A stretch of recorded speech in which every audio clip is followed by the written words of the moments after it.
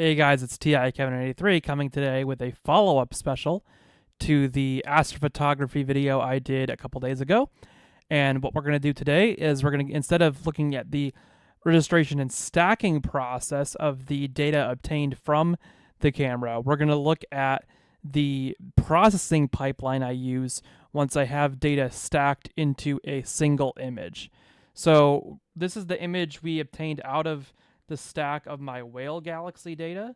You can see it's a very high resolution stack. It's a 13,000 by 8,000 pixel image because we cropped into this small area and then upscaled it by 12 times using a custom version of Serial I have for this.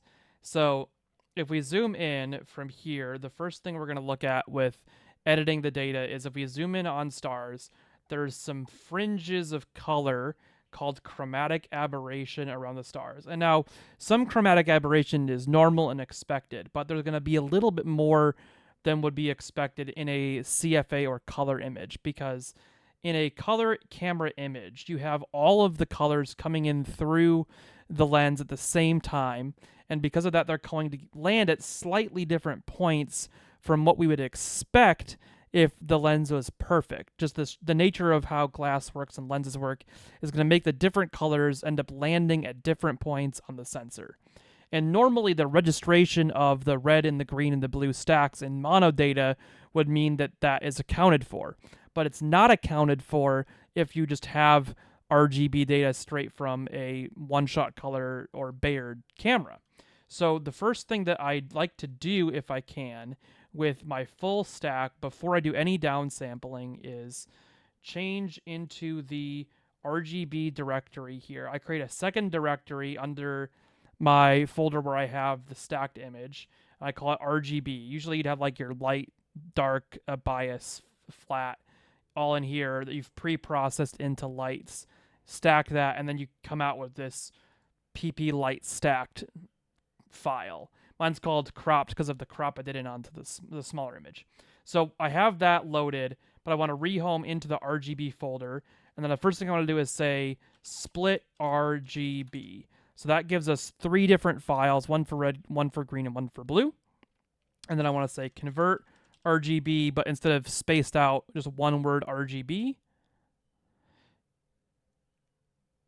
And then I want to do register that sequence named RGB with 2 pass.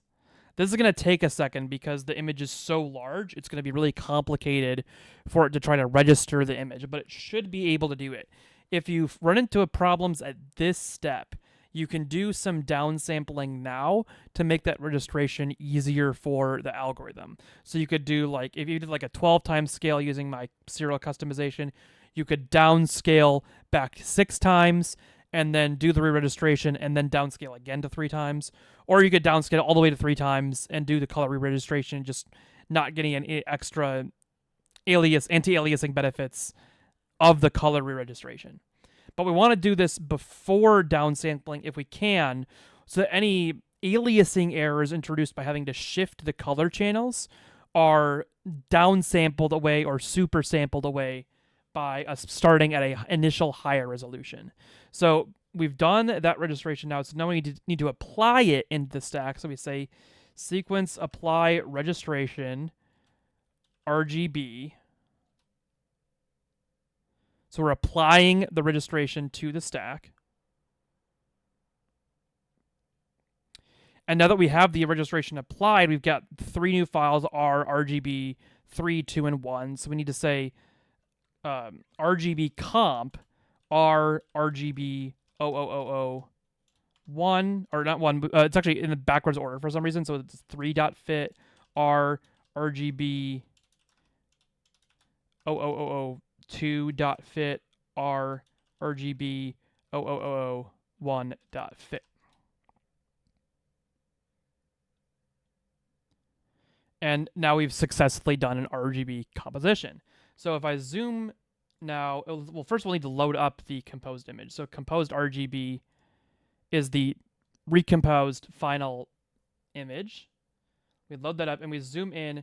Now we can see there's more circularity of the stars because the individual green, blue, and red channels are more directly stacked over top of each other for each output point.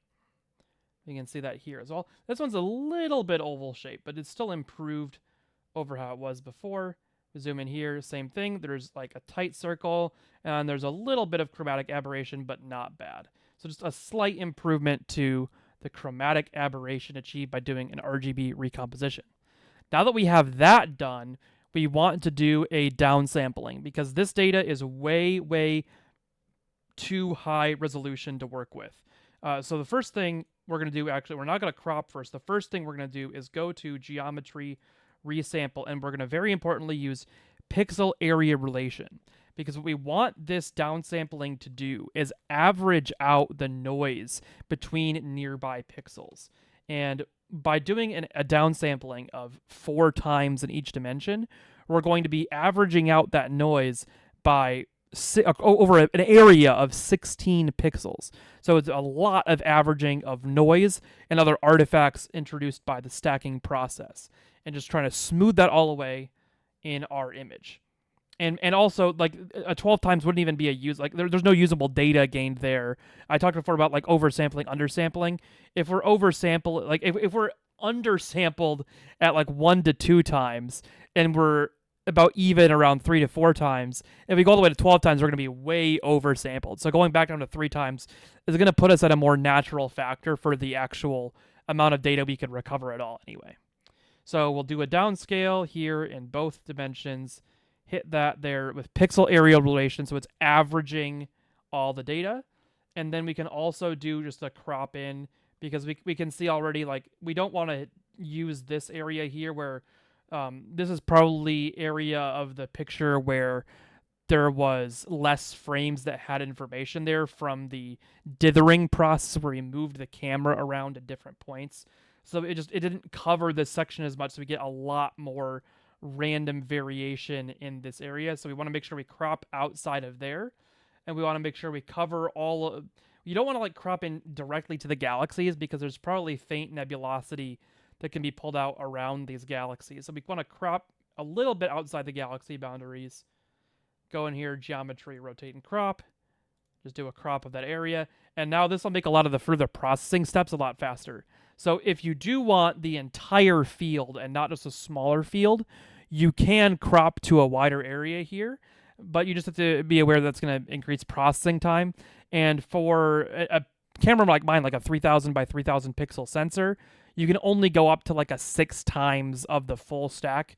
12 times gets beyond the limits of the programs. So that becomes a problem. So what we have now here is a cropped in version with the color channels realigned as if we were pulling in mono data. Now, from here, and with that realigned, we want to save this here into the main folder. We don't need the RGB folder anymore, so we can call this something like whale RGB recomp. I want a name for each step that we did so far. And we'll save that. Now that we have that version saved out, we want to go over to Graxpert. And you can do this integration directly from Serial. In the newer versions, there's a Graxpert interface where you can come and say, I want to do background extraction directly in here. But for just the purposes of here, I'm going to save it out. I want a version saved for each step of the process anyway, so I can compare them if anything goes wrong and find out, oh, between these 2 steps, I started seeing this new weird problem. So we're going to load up the whale with the colors recomposed. We're going to put the stretch on, and you can see from left to right, there's a bit of a gradient here where the left noise is brighter than the right side noise. So what we're going to start out doing is putting the smoothing factor up to around 0.5. We want a little bit of smoothing of the background, but we don't want like it completely smooth. We want it to be able to pull out some of the variations in the background across the entire image. So if we calculate that, we now see that it is completely uniform, the intensity of the background across the entire image. And this is important because this will help the next step, spectrophotometric color calibration. We have to do this first in all the steps of our process because we don't want the gradients in the sky from things like light pollution to influence the star colors and then cause the color calibrations of our image to fail because the background is still in those stars too. So if we look at the gradient, just the background, you can see what's brighter on this side, darker on this side, and we can pull that out. And now the gradient corrected image doesn't have that non-uniformity in the background. So we'll save this as a 32-bit fit here. And now we have, again, named with the background extraction. So the next step, now that we have that, like I said, is, oh, and I'm going to rehome serial. It's really a pain to use if you don't rehome it every time you want to use a different directory. So if you open up now the RGB recomp with the background extraction, we can see that same uniformity achieved here. And we'll want to go to Tools, Astrometry, and Image Plate Solver. And we can Google the name Whale Galaxy. Sometimes this isn't working. You have to look up like an NGC number and put it in there. But usually, for most common objects, this will work to just say the name. And now for focal length and pixel size, the focal length is just the focal length of your telescope. But the pixel size is the pixel size of your camera sensor, but then divided by your scale factor. So I'm still at a 3 times upscale from native resolution of my sensor. So I need to divide the 3.76 by 3 to get 1.25 effective pixel size. And when I click OK there, it will figure out where the image is in the sky and save that data into the picture, which then enables spectrophotometric color calibration. Because in this step, it's going to go out to the Gaia database and ask Gaia for information about the flux of all of the stars in this image. And that flux data is going to give us information that we can use to compute how far off the colors that were achieved by our image were from the known star colors. And this is done because we have charts of the inaccuracy of the colors in our sensor and in our filter. I use an L3 astronomic UV IR cut filter when I'm imaging in full color. And I in narrowband mode, I'm imaging at 7 nanometers, but with the full broadband data, I'm using the L3 UV IR filter. If your filter isn't included in this list, there's ways to get it added to serial. So feel free to ask me and grab my Discord if you want to help getting one of your filters added to this list here to use. And yeah, we use the ASI 533MC sensor, which is the Sony IMX 533C sensor. As long as you have the right sensor, it doesn't matter the exact camera model. We also want to do atmospheric corrections, and we want to put in our height. So we're 180 meters above sea level, so we can plop that in there. And when we click OK, this is going to take a few minutes here. I mean, not a few minutes, but it usually takes a second to go out and query Gaia for the data. And now we can see that there's a very tight, very sharp curve of the white balance achieved in this image. So these are like the comparison of the known star intensities on the x-axis and the star intensities you observe in the y-axis. And there's this perfectly linear relationship we're observing. And it's so accurate here because of the care we've done in registering at that higher resolution and then downsampling. That's really helped keep the data very tight and removed artifacts that might influence the image blue-green flux from being different. And it's blue-green flux because it's in this chart comparing the differences between blue and green, and in this chart differences between red and green. So now that we have that done, if we close those dialogues and close this out here, we can see the colors are already almost perfectly accurate to what the resulting colors we want are. They're just very dim because we're doing an auto stretch. You can barely see that this part of the galaxy is more orange and barely see that this part is more blue. But as we stretch later, that will become more apparent.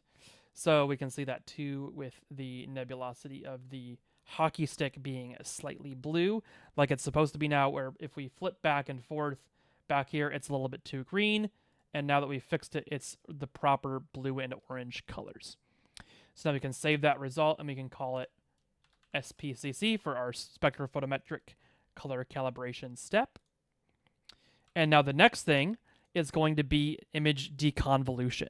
So now that we have everything normalized for our background and the correct colors in each channel so that the intensities of things are really a good, perfectly linear setup, we want to do deconvolution. This is trying to reduce star sizes and other detail sizes like this nebulosity by looking at the shape of the stars. Actually, there's a great visualization of it in the filter, where is the deconvolution filter. If I click PSF from stars here and generate one, you can see here it says it found 22 suitably bright non-saturated stars, and it averaged out the shapes of those stars and said, hey, look, this is kind of the expectation of the way that detail is going to blur in this image, because stars are not this big, right? The stars in reality are just this tiny point in the center here, even way smaller than the individual pixel in the center.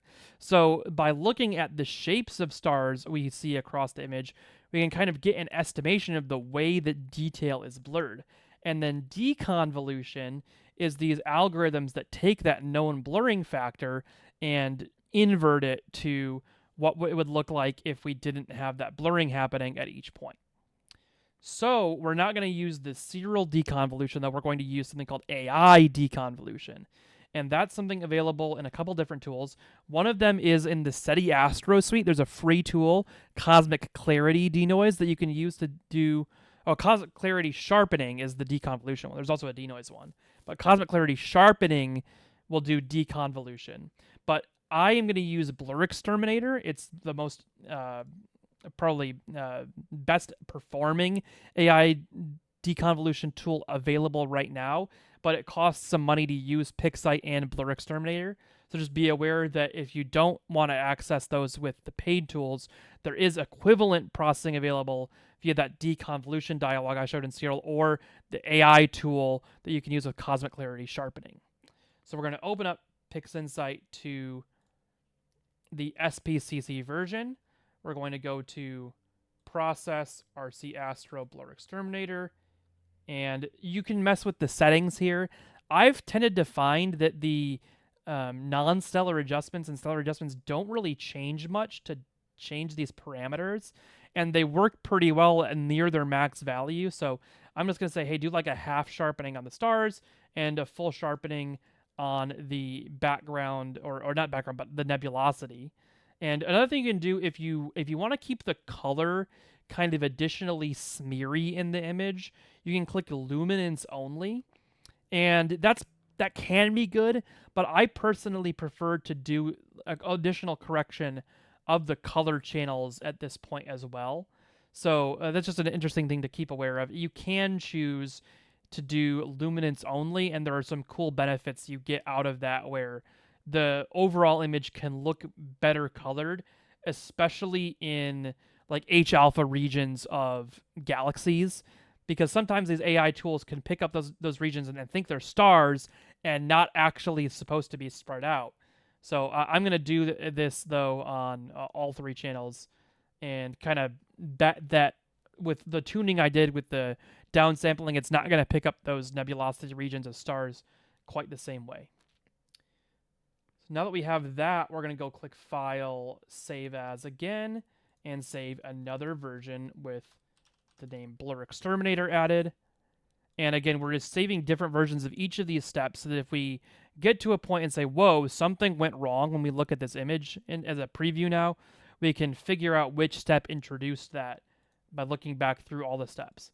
So now that we have the Blur Exterminated image, we can look in and see, whoa, okay, there's a lot more detail even in the auto stretch version of this nebulosity. There's a lot more kind of difference between this darker nebulosity there and the lighter nebulosity just outside of it. So that's done us quite a big favor here using that AI blur extermination tool. And if we go to now, the next thing we need to do is the stretching. We need to do a basic initial stretch. We don't need to do the whole stretch necessarily yet, but we need to start doing our stretching into the human visual color space. Because if I go to linear right now, we can't see anything. If we just look at how the data actually looks right now, it's still way, way, way too dark to actually see anything. And you can kind of pick out some stars here and there, but like this is not how I want the final image to look. So we want to go in here and we want to find a part of the background that's kind of like a big area that doesn't have any stars in it. And select that area, and we want to go to Image Processing Stretches GHST Transformation. And there's reason to play with all the numbers here, but the main things are there's a local stretch intensity of 7, there's the symmetry point, and there's a stretch factor.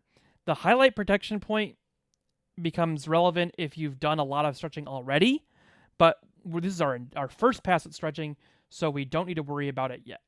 Now, I like to use a local stretch intensity around 7. You can really do whatever you want with this. You could make it 11, 15, 3. You could not even do local stretching. I like to reduce it around 7. It's not a big deal.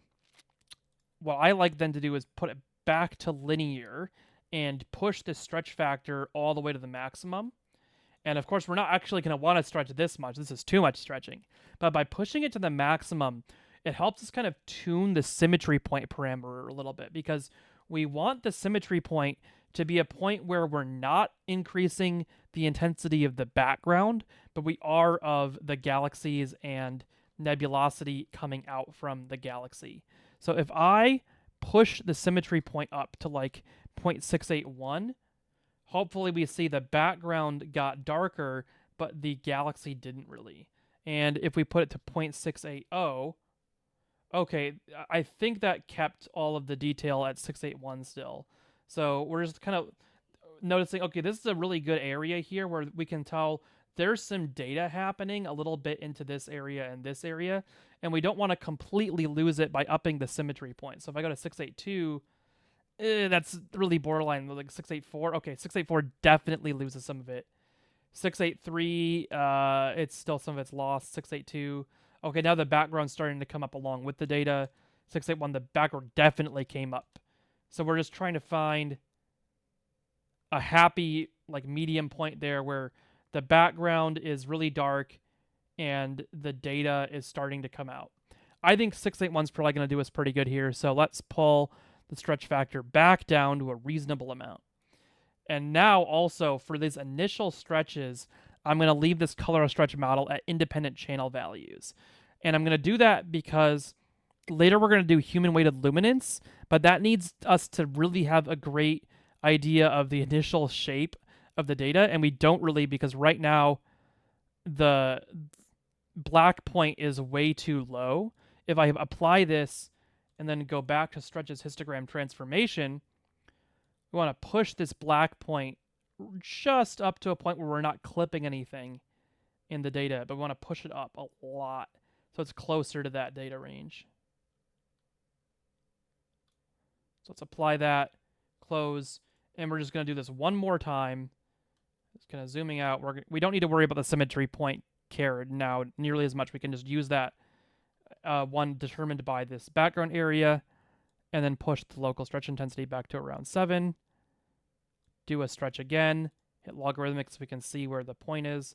Okay, that should give us enough determinism to push this. So we can go back to histogram again. We can hit logarithmic, pull this up one more time, apply that, image processing stretch, and now we actually want to do our final stretch for this pass at stretching.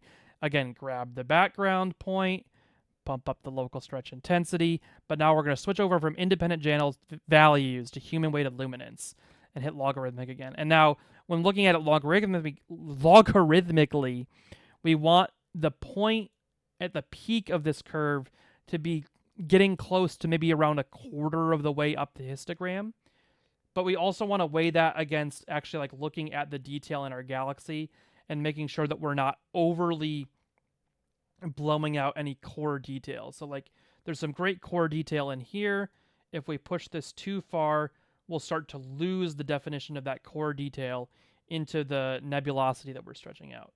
So I think somewhere around there, like I said, getting close to around that like quarter of the way up the histogram point should start to help us out. We can apply that, close this, image process, stretch, histogram, maybe just one more time. Make sure we don't have any extra like unnecessary black point. Apply that, and now we're going to save this as BlurX, but then with a stretch applied. And we do that human weighted luminance in that last step. Just kind of start to pull out some extra color differentiation between the H alpha regions and the other regions in the nebulosity.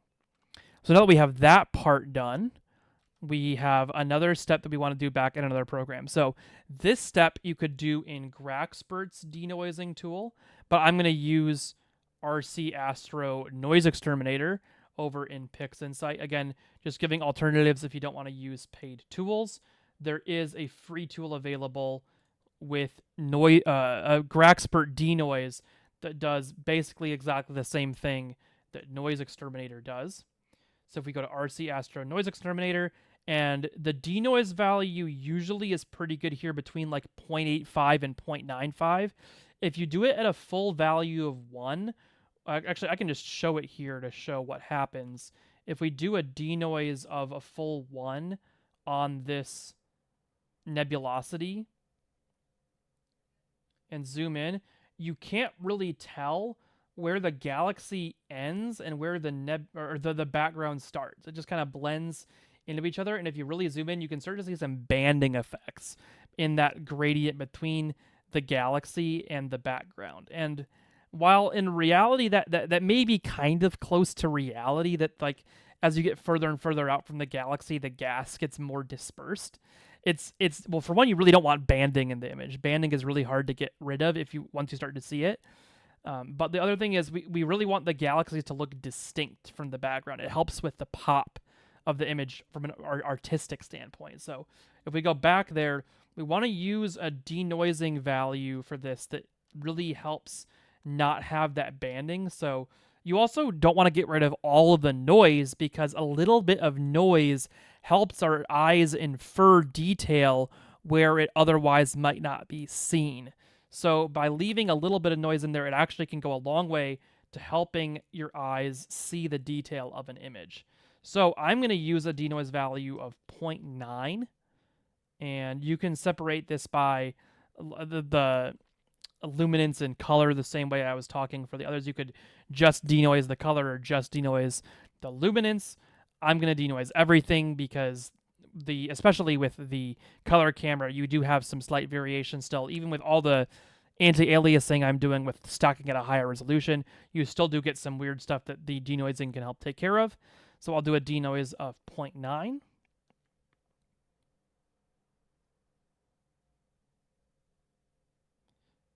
And now if I zoom out and zoom back in here, if we try to zoom in, we don't really see that banding we saw. And as we zoom out, we can also see a pretty distinct kind of edge of where the nebulosity of the galaxy ends. And that can be really helpful. So now after we've done that, you could probably do this in PixInsight too, but this is just me not knowing exactly how to do this in PixInsight. I'm going to save a variant called NoiseX.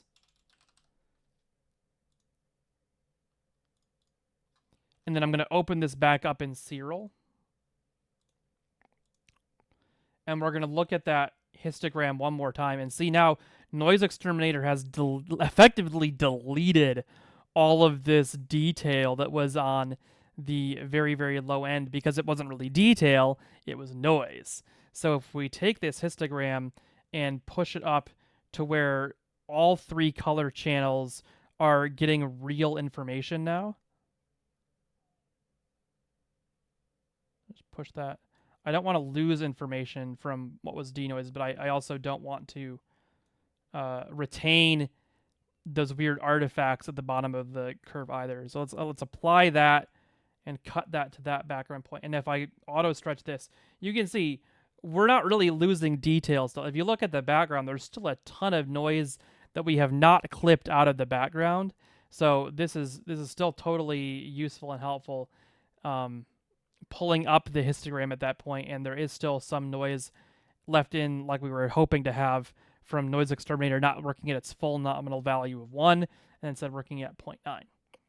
So from there, now that we've pulled the background back down to a darker point, but left some of its noise in and re-leveled that, we want to save this. I'm just going to call this re-level.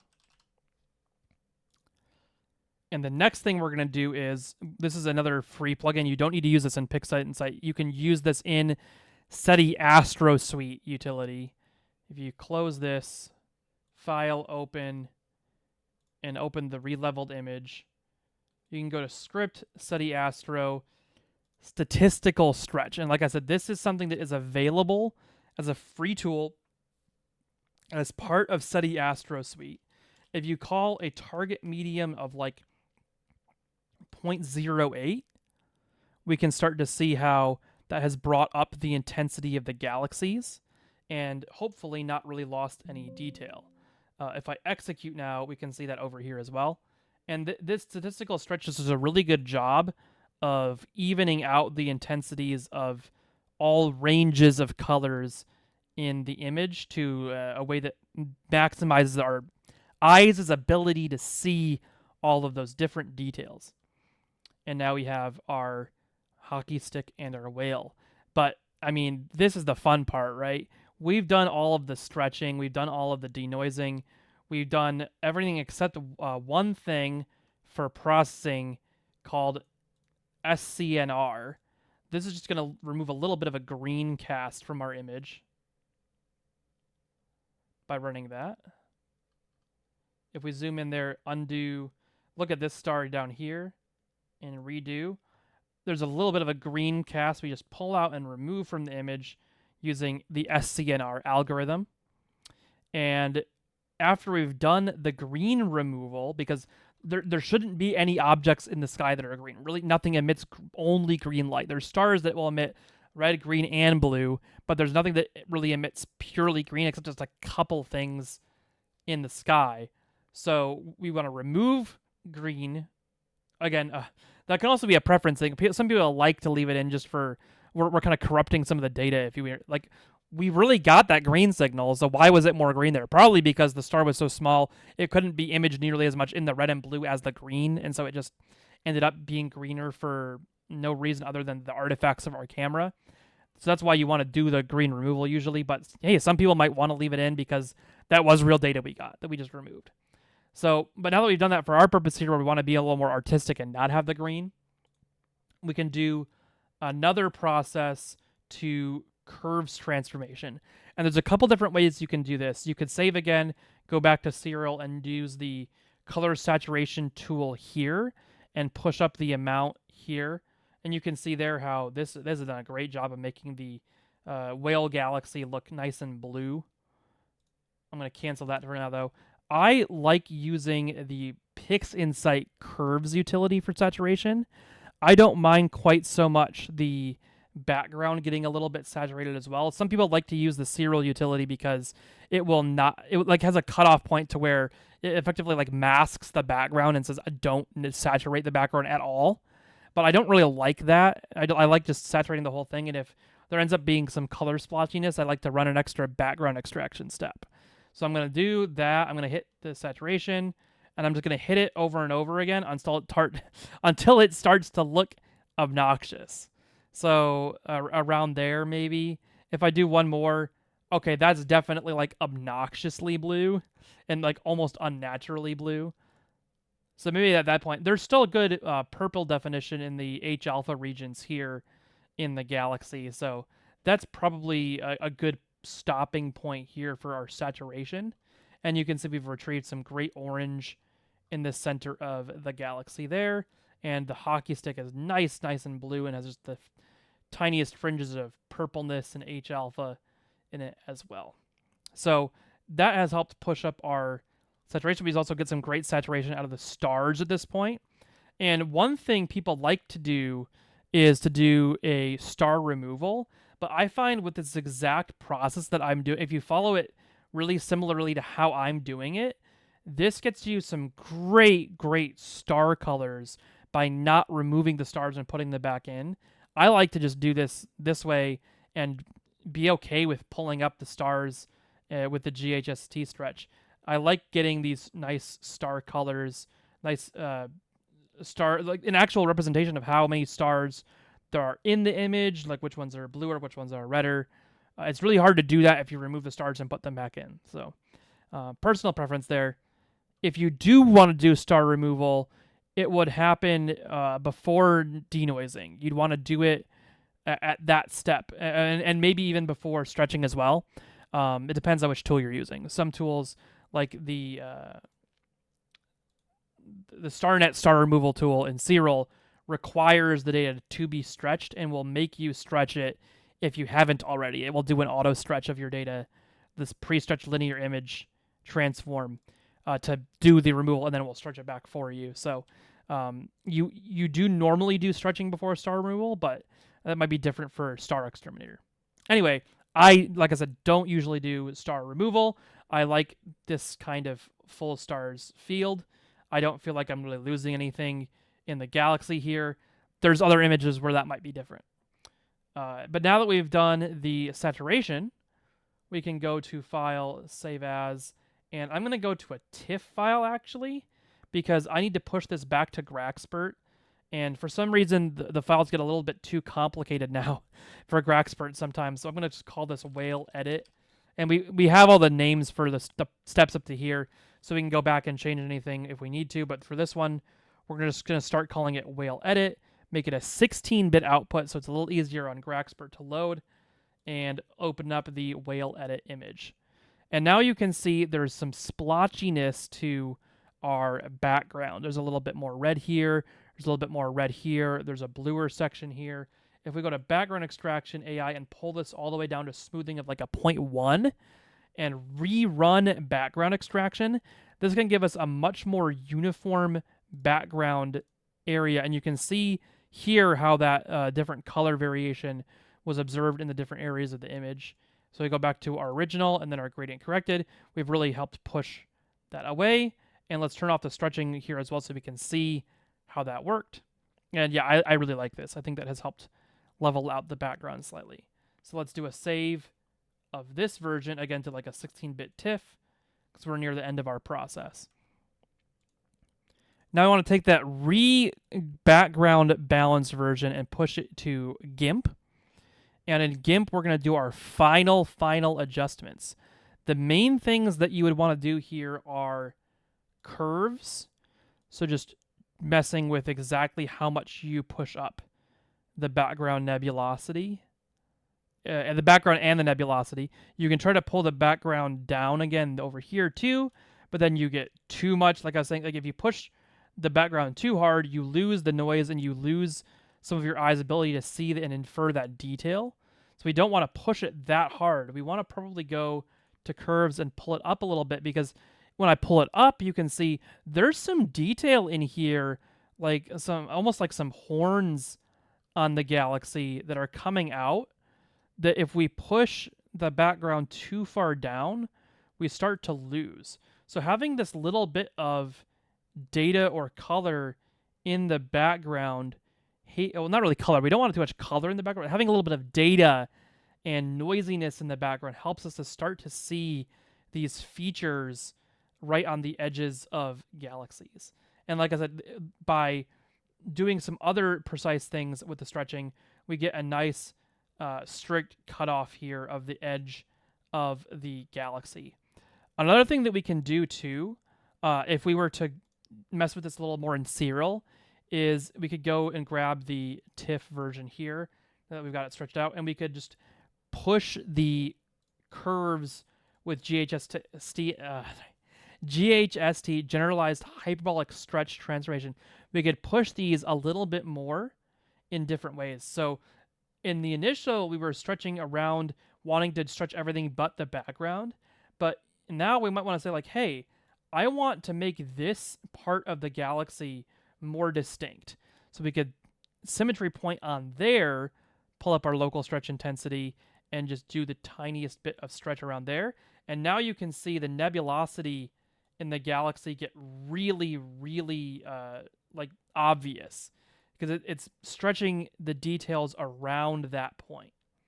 So we might do just a little bit of this. And then I pulled a very core detail there that's a little bit brighter. So another thing we could do is, hey, this darker nebulosity of the hockey stick, I like that. Or like, ooh, especially like this. I want to make this a little bit more obvious. So let's do another GHST stretch, but let's hit the symmetry point in that section of the background where we know there's a little bit of nebulosity, and then grab this and pull this up. And when we do that, now we see the background is staying really dark, but this nebulosity section here of the hockey stick is getting nice and prominent again. So we could go over here. We could kind of look at the whale to get an idea of how much we can pull this up and not lose whale data. So maybe like somewhere around there, a little bit less. Maybe in this area we could pull up this background nebulosity and keep the background completely low. So if we apply that, we could save again to our whale edit and call this detail tuning stretch.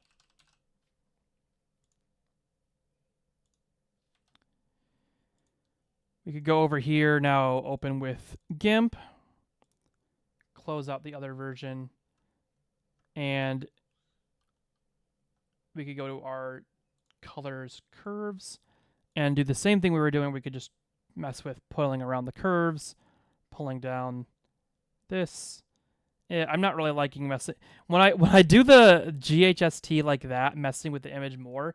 Sometimes I don't like the changes. Like, you know, looking at it now, I think we lost some of the color differentiation in here, and we lost some of the color differentiation in the H alpha here. I'm gonna go back and just reopen before I did that tuning stretch. And that's why I like to save each step I do in a different file name, because like I go, okay, yeah, I kind of like more that by not messing with this nebulosity regions and core detail, I get more color differentiation in these orange and purple regions. So I'm just not going to mess with it, but I could still go in curves. I could pull up a little bit there and just make the background the slightest bit more visible so that these details on the edge of the galaxy also become more visible. Because if the background's crushed too far, we can't do that thing I was saying where we let our eyes use the noise to kind of infer details. Because our eyes are really good denoising algorithms, actually. So, with that set, there's one more thing that can be really helpful, and that is a blur selective Gaussian blur. And what I like to do with this is a purely detail destroying algorithm, but when used precisely, like how I'm going to show, it only destroys noise in effect, and it also can sharpen up more detail. So, and in some way, the finest resolutions of noise are a kind of detail, and it's really hard for algorithms to tell the difference. But selective Gaussian blur kind of gives us a way of doing that by giving us a maximum difference. Like, hey, things shouldn't really be changing this much on an individual pixel level. So I'm going to say the maximum I want something to change is this much or this much. And a good way of kind of figuring out a sweet spot for that is looking at a star. Like, let's look at this star.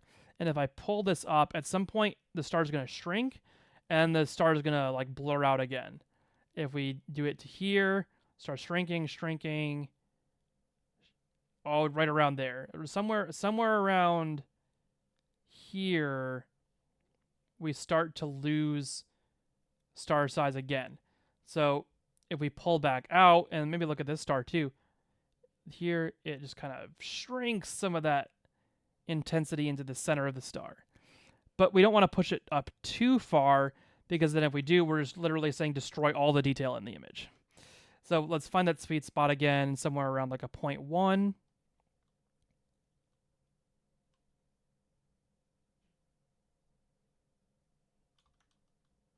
Look at this one.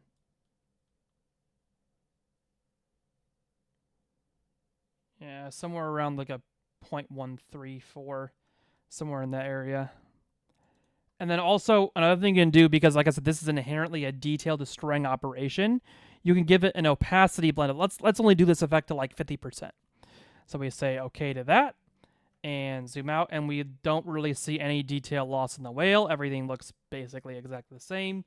Even if we do like an undo redo operation, the galaxy looks virtually identical, that we've just kind of tightened up some of that noise and also tightened up some of the stars.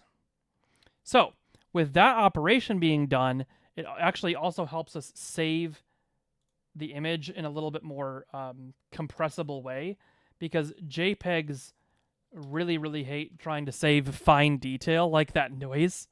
So by just smoothing that out with Gaussian blur, you get a lot smaller image. So I'll call this my whale final edit. I'm going to have to go get Frankie in a sec. He's getting a little bit excited. Well, final edit.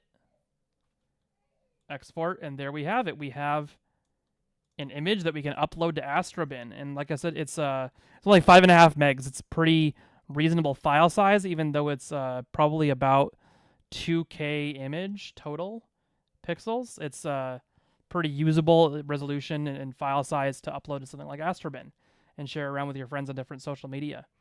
So that's it for today. Thank you guys so much for following along with the image processing pipeline. I hope you have a great day. Feel free to drop a like, follow, subscribe if you enjoy watching this kind of thing. And I will be having some speedrunning videos again as my next couple videos. Probably not more astrophotography videos for a while.